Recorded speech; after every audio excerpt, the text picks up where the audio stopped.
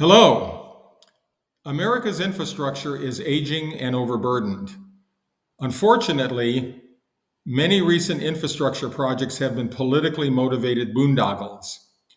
And we must find new and innovative approaches for rebuilding our critical infrastructure that doesn't waste money on politically motivated projects. Here's how.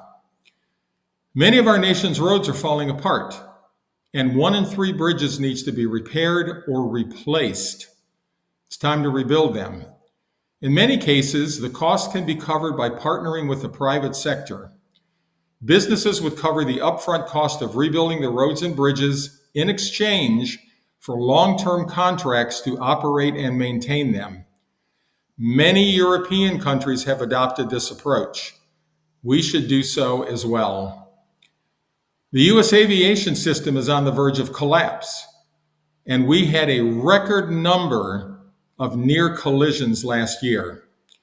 There was a shortage of 3,000 air traffic controllers, and the equipment they use is obsolete. It's time to modernize America's antiquated air traffic control system. Now, Canada privatized their air traffic control system in 1996. And unlike the United States, NAV Canada operates a modern system. We should create a similar privatized air traffic control system in America that is owned and operated by U.S. airports.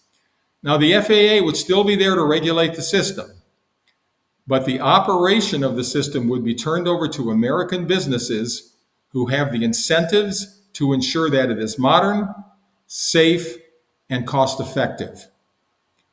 Recent events have also demonstrated that America's electric grid is unprepared to handle cyber threats and extreme weather events like heat waves or winter storms.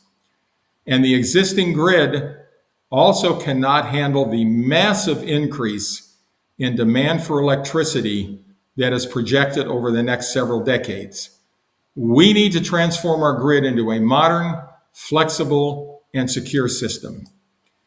So I will work with reform-minded politicians in both parties to ensure that our infrastructure supports America's needs as we move into the future.